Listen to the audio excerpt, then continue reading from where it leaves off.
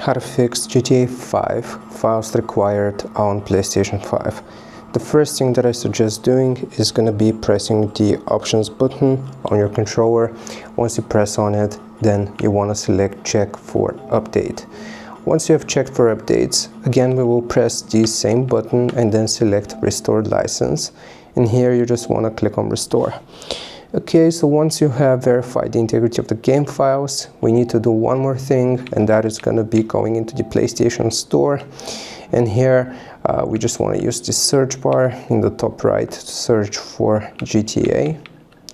So go and search for GTA, and you want to go to the games page here. So you want to go and select it. Then here we will click on the three dots and make sure you have the correct version. So if, for example, if you're trying to play the online version, make sure you have purchased the online version and that you also have a membership for it.